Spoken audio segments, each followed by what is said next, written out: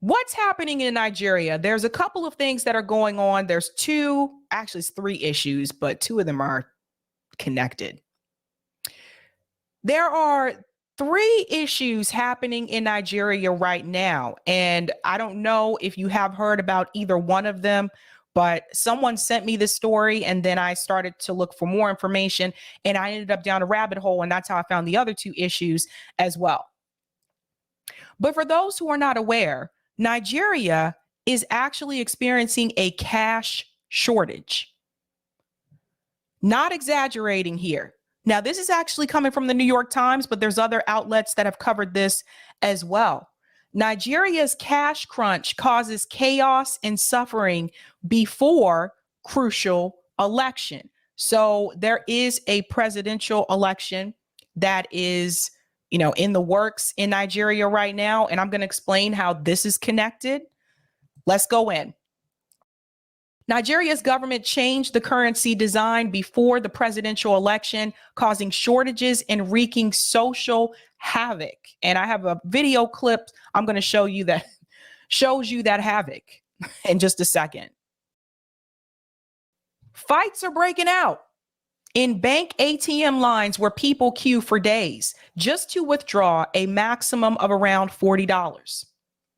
Cash shortages are so severe that many cannot buy food or medicine despite having money in the bank. Protesters are venting their anger by burning down banks. Now, who else have we seen do this? This has also happened in France. France, they burned down the banks before too. I want to explain to everyone why these lines are so long. What you have to understand is that in Nigeria, they don't have as many banks or ATMs as we do. In fact, they have few. So if you have a lot of people that need to take their money out of the bank, obviously these lines are going to be incredibly long. It's a very different system there. Most of the time people are using cash. It isn't like, let me go to this store and use my debit card or my credit. No. Most people are using cash and there aren't many banks. So just keep that in mind. Moving along, a decision by Nigeria's government to replace its currency with a newly designed bill within just 4 months. With a deadline of February 10th has thrown Africa's largest democracy into chaos as it heads towards a presidential election scheduled for this Saturday, February 25th. So that just happened. Most Nigerians turned in their old currency called the Naira, as they are told to do in October by the Central Bank of Nigeria. But when they tried to withdraw the new notes from banks or even informal money brokers, they were stunned to find that few were available. Now, what are informal money brokers? So these are people in Nigeria. They pretty much stand on different streets and you can go to that person and say, I need to withdraw $50. And you get it from that person instead of going to the bank and withdrawing it from a teller. It's a different system there, very different. The cash crisis is now an enormous and unpredictable factor in an election that was already Nigeria's most wide open race in years. The presidential candidates for the two major parties, which have alternated power for over 2 decades and failed to address widespread poverty and insecurity, are now facing a surprise third-party challenger. Well. The government has not made clear what it is trying to accomplish with the currency makeover, offering a gamut of explanations, including that it is trying to rein in counterfeiting and cash hoarding. But the effort has been a disaster, and some suspect there may be a political motive behind the mess because of the timing. Well, imagine that. Voters are now furious at the governing party over the shortage of banknotes, which could undermine support for the party's candidate. Protests, if they continue, could disrupt elections in parts of the country. Turnout could be affected as some voters struggle to afford to travel to faraway polling stations. Let's go on here. Blessing Accord 22 was on the verge of tears as she was jostled and elbowed by dozens of people waiting in line for an ATM in central Abuja. That morning at 4 a.m., she had left her baby daughter with a neighbor she didn't really trust and went in search of cash. The heat was intense, but Miss Accor had little choice. Despite having money in her account, she had no cash for food, water, or even bus fare home. She was incandescent with rage at the government and said she would not vote for any Nigerian politician. So I want you to picture what this could be like if this happened in the United States. Imagine you do have cash on you. Some people do carry cash on them. I think a lot of us millennials and Gen Z, for the most part, don't. But some people do. And imagine if you had cash on you. You couldn't get to the ATM, or you got to the ATM and the line was too long, but it was okay because you had cash on you. Now add on top of that the United States changed the currency. It would be crazy here. I think it would be chaotic. So that is what they are dealing with in Nigeria. We've been in hell, serious hell, she said, watching as a man in a military uniform cut the front of the line. It's choking as if they are pressing my throat. So here's a picture here. By the way, this gentleman that you see here, he is one of the brokers that they were talking about. So notice how he's standing there on the street, and he has this little device here. So she can go to him and say, I need to withdraw $50. And he would have the money on hand to give to her. Very different than how it is in the United States. Normally, cash is Miss Accor's livelihood. Since Nigeria has few commercial bank branches and ATMs, many people get their cash from professional agents who act as human ATMs. That was that guy. Known as POS, or point of service operators. Miss Accor is among legions of such operators who stand on street corners throughout the country with small stocks of cash and mobile card machines, offering cash to cardholders in return for a small fee. Could you imagine people doing this in the US? That would be interesting, huh? That would be very interesting. What's that, old man Barker? The end is near for the petrodollar. Yeah, people have been talking about that. People have been talking about it. Right now, though, cash is in such short supply that those fees are astronomical. So they're trying to make a profit because they know it's in a high demand. Again, this goes back to capitalism. Prince Shabiz, 37, ducked under a POS operator's umbrella in Lagos last week and asked the price for withdrawing 5,000 naira. A construction worker who earns about 9,000 naira daily, he had spent hours searching for cash to send home to his parents, who were running out of food. But every POS, I'm laughing at POS because you know what? In the US, we call POS something else, a piece of bloop. But every POS operator was demanding 30%, 1,500 naira, a huge jump from the usual fee of 100 naira. So like I said, they try to find a way to make a profit. Initially, Godwin Emelfi, the central bank governor, said the currency had to be redesigned because Nigerians were hoarding notes in their houses. Somebody make this make sense to me. You got too much money on you. You got too much, you're saving too much. So we have to change the currency because you're saving too much money. Can't have that. He then said it would help prevent counterfeiting and kidnapper ransom payments, and that it was a step toward achieving a cashless society. Oh, man. Later, he has also claimed it would reduce inflation, which has risen to a crippling 21%. But some analysis, politicians, and dozens of Nigerian voters said that the real reason was to stem vote buying by foiling politicians who had stockpiled naira ahead of election day. Last week, President Buhari said that it had reduced the influence of money on politics. Listen to this, guys. And many Nigerians spoke approvingly of the policy in interviews, but some warned that voters might be so desperate for cash that they would more readily sell their votes. So that's what this is all about. That's why they really changed the currency. President Buhari served 2 terms and could not run again. The governing All Progressive Caucus party selected Bola Tinubu, a former governor of Lagos, as its candidate for president. Let's go on down here, because there's another piece where they connect the cash, and we'll come back to the election part too. Here's another person. Angel Christopher pulled her children out of school, unable to pay the fees because she is selling so few vegetables to cash-strapped customers at the Garki Model Market in Abuja.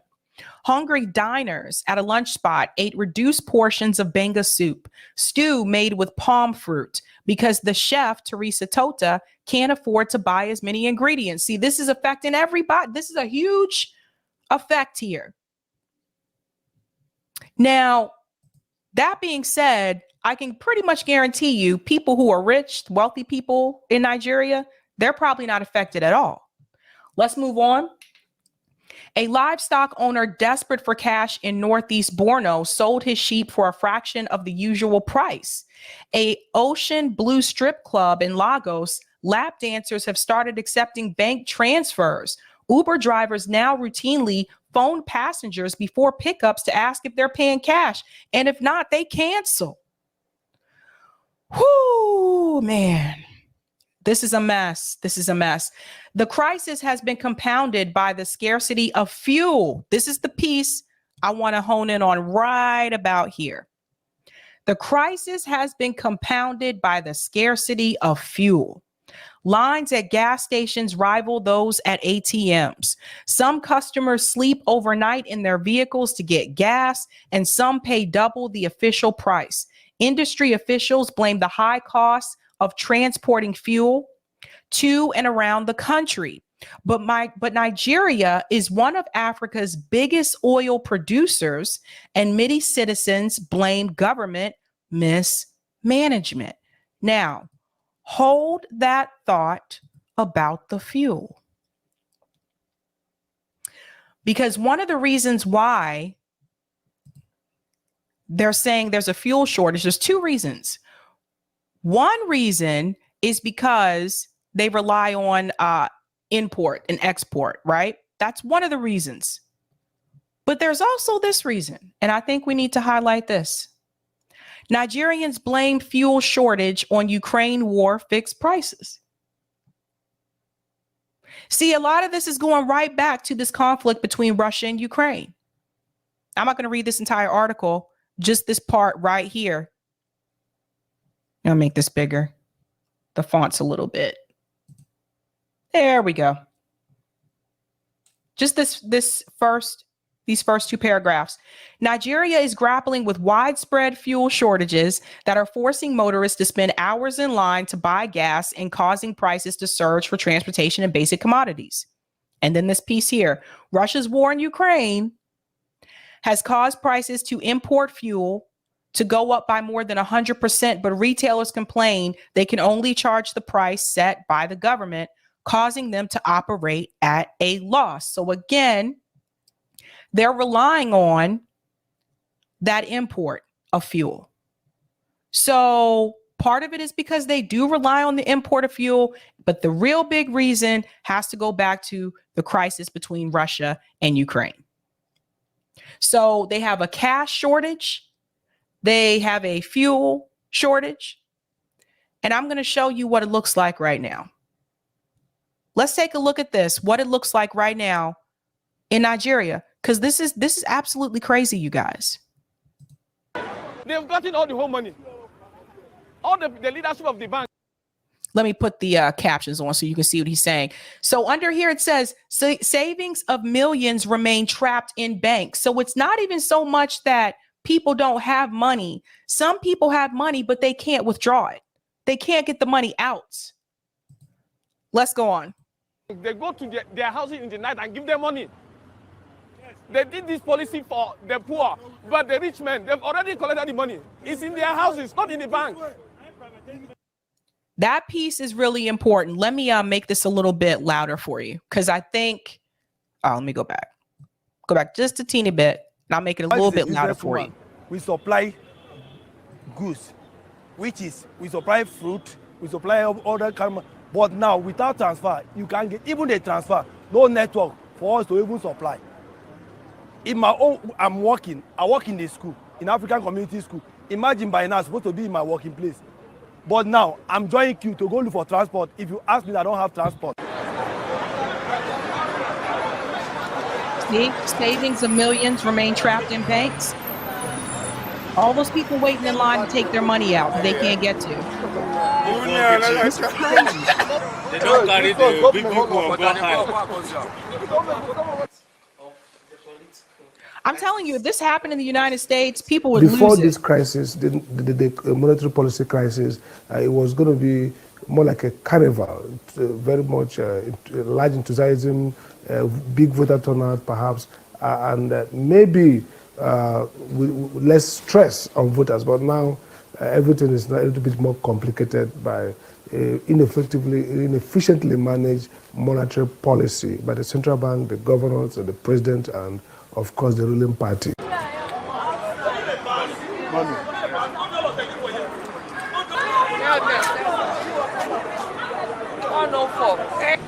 So I want you to hear what this gentleman says again, because there was something he pointed out about the rich people, which I think is really important. Did I go back too fast? Oh, here we go. Demonetization leads to Nigerian cash crisis.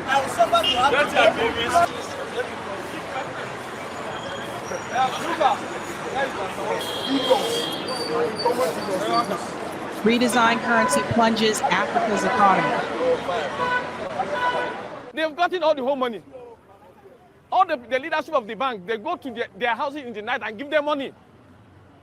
They did this policy for the poor, but the rich men, they've already collected the money. It's in their houses, not in the bank. Okay, that part right there where he said they did this policy for the poor, but the rich men already collected their money. It's in their houses, not in the banks. You see the problem? And that's what I was saying. Like, the wealthy people in Nigeria not having to deal with this issue. They already got their money. But all the poor people have to wait in those long lines, waiting to withdraw their money from the bank. Could you imagine they give you only 5,000? What would 5,000 do with a father of three? What would a father of three do with 5,000 in a day, in this day of economy? Father of three. We must get this out. Man, I know it's hot. I know it is hot. People desperate for cash, see? And so, because people are desperate for cash, those that are POS, the ones that have the card machines where they give them the money, they're like a human ATM or whatever, they can afford to charge high fees because they know people are desperate for the money. Impact likely to spill into presidential elections. We supply goods, which is we supply fruit, we supply other kind of, but now without transfer, you can't get even the transfer, no network for us to even supply. In my own, I work in the school, in African community school. Imagine by now, I'm supposed to be in my working place. But now, I'm joining queue to go look for transport. If you ask me, I don't have transport. That's the guy that doesn't have transport. And I'm going to fast forward. I thought there was, I don't know how many times they showed that same video. I think they showed that over and over. Oh yeah, because they did that live. Okay, so that's just a taste. So those were the two issues you saw: the cash shortage, and the other issue was the fuel shortage too. So they're having to deal with that as well. And there's a third issue, and that one has to deal with voting. So it just, shout out to Case Study QB for this one. Would-be voters angry over not being able to cast ballots. Now, this again is happening in Nigeria. So they have three things happening here. This is crazy. Here we go. Fighting for the right to vote in what could be Nigeria's tightest presidential election ever. People getting pretty agitated here. It's day 2 since the election. They should have voted, but they didn't get to vote. It's become so hectic that the military has been called in to try and keep the peace. The Nigerian army rolled into a neighborhood in Lagos where voters at 2 polling units spent all of election day waiting to cast their ballots, but poll officials did not show up.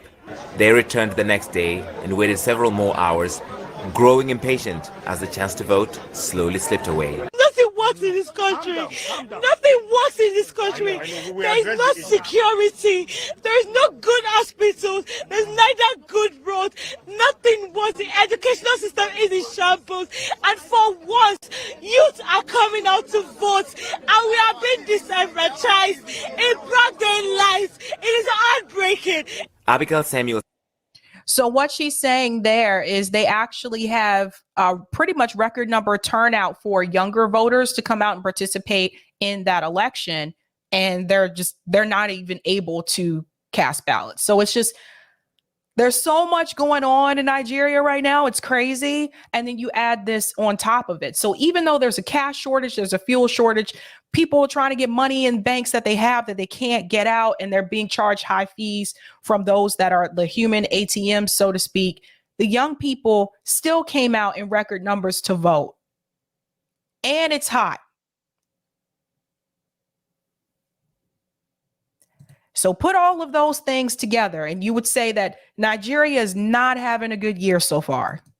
Spain, shared by other young people who registered to vote in record numbers in this election, hoping to reboot a deeply dysfunctional Nigeria. I must fight for my daughter, please. I must fight for her. She must have a better life. She must go to better school. I'm tired. I'm tired. We are tired. Me, I'm tired. I'm tired of seeing this crap. Officials of the Independent National Electoral Commission say they're already tallying the results of the area without the missing polling units. You know, we use constitution. Anywhere there is violence, there's no way to vote again. But CNN saw no signs of violence at the polling units, where election workers did not show up as people cast ballots just steps away. So there will be no other election in these places where the election didn't take place? There's no other election again. There's no other election. The election we want to do is what we've done. The disenfranchised voters see this as an attempt to deny their preferred candidates crucial votes by the establishment. In an election without an incumbent president or a former military leader running, it was seen as a fresh start for Nigeria. We are suffering in this country. I just wanted to add someone just mentioned in the chat, I was going to say this as well. Yes, Corona. Speaking of this, apparently Stacey Abrams is in Nigeria to observe the elections. That was next on my list to mention. So the U.S. is even involved with the, you see the problem? Let's go on. We are suffering. It's very bad. I don't even call them leaders. I call them rulers. Musician Banky W stood on the main opposition PDP's ticket in the Lagos area with the affected voters. They understand that their votes are their voices and they want their voices to be heard. So when it starts to seem like there's allegedly some sort of intentional suppression of that voice, people get frustrated, people get agitated. Nigeria's agitated youth could be a powder keg at risk of exploding if enough of them feel that their voices were not heard in the most significant election of their lifetime. What did voting mean to you? It's my choice and I did my best. That's what it means to me. Larry Medowo, CNN, Lagos. So,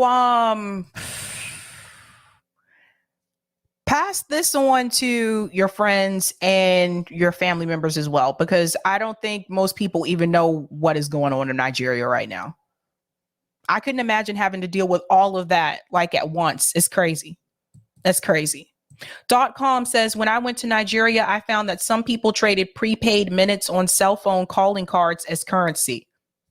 And you see, A06. Yes, Sabby, the wealthy and politicians that sell out to the US and the UK live lavishly. The vast majority of people have it rough in Nigeria. Yeah, and I think there's this myth too, and I've seen this before on, don't fault me, but I've seen this before on some of these housewife shows where they're like, oh yeah, we want to marry a Nigerian guy and they have money and da-da-da. And that's not the case for most people in Nigeria. And I thank you so much for saying that. That's important for people to know. Mr. says Nigeria needs to disconnect from the petrodollar. That's another piece of conversation to have.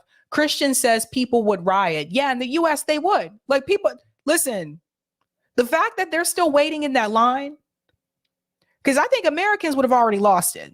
Like, you know, we're not the most patient people. We're really not. JB says, so the problem is hoarding wealth. Same thing here in the US. There you go.